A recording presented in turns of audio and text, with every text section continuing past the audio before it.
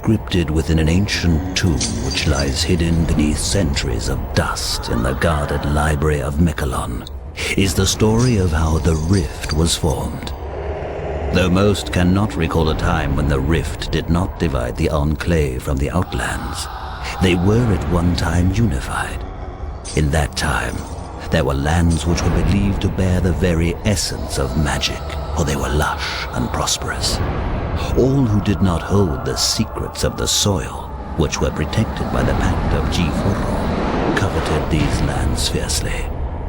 The great demon, Vatar, knew that with this magic, he would be invincible. He would at last prevail over all. Venomously, he led his army to attack the dwellers of the land to claim it as his own. The battle raged, and the people fell before Vatar's vast army. Victory was so close it could be tasted upon their blackened tongues.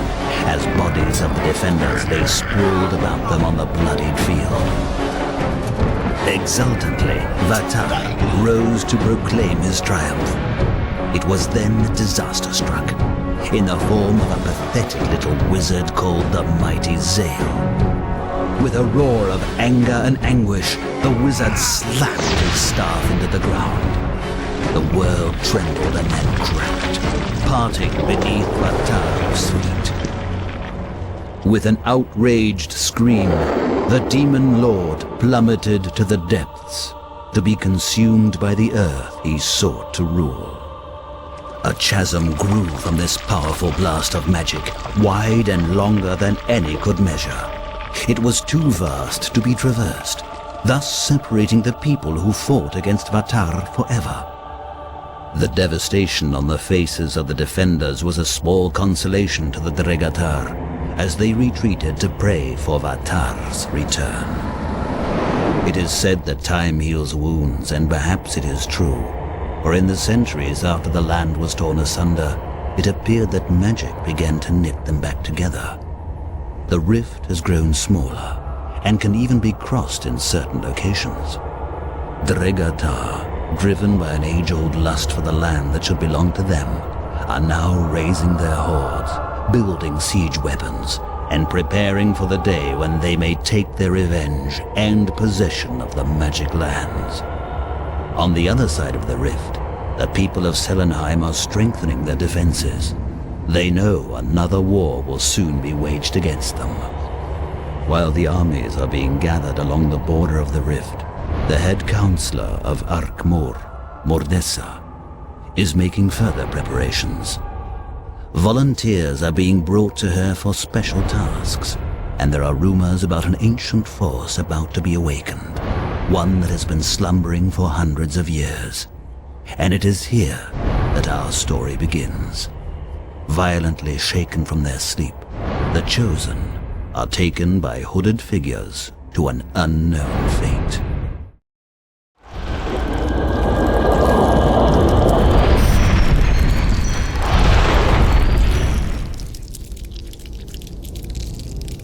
Die Zeit ist gekommen. Ihr seid hierher gerufen worden, um meinen Befehlen Folge zu leisten und eure Untertänigkeit zu beweisen. Ihr solltet euch geehrt fühlen, auserwählt zu sein. Denn wenn ihr meine Forderungen erfüllt, werde ich euch reich belohnen. Wenn ihr jedoch versagen solltet, wird ewiger Schmerz eure Belohnung sein. Eure erste Aufgabe ist es, mir den Kristall von Evresie zu bringen. Er befindet sich in dem Haus, das einst zu Rana gehörte, einer früheren Rivalin, die nun tot ist. Das Haus wird jedoch immer noch streng bewacht und es könnte schwierig sein, hineinzugelangen. Aber das ist eure Angelegenheit. Ihr solltet den Kristall in der Bibliothek finden. Bringt ihn mir. Er wird mir schon bald sehr nützlich sein.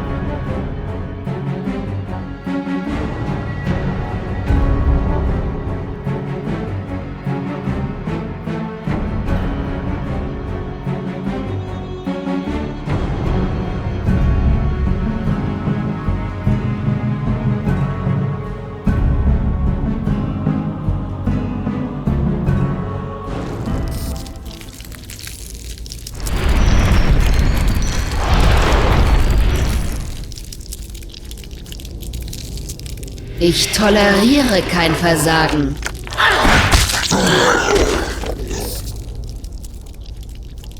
Ich habe eine weitere Aufgabe für euch. Es gibt da einen Händler namens Marcus. Er ist eine Plage. Er spioniert uns nach und versorgt die Enclave mit Waren und Informationen. Ich werde das nicht länger tolerieren. Ihr werdet ihn finden und loswerden. Das Artefakt, das ihr hergebracht habt, besitzt große Macht. Ich glaube, dass nicht einmal Seelenheim oder die alten Zauberer von den vergessenen Portalen im Reich wissen. Mit diesem Kristall kann ich euch an jeden beliebigen Ort entsenden. Sobald ihr eure Aufgabe dort erledigt habt, öffne ich ein weiteres Portal für eure Rückkehr. Ich werde euch beobachten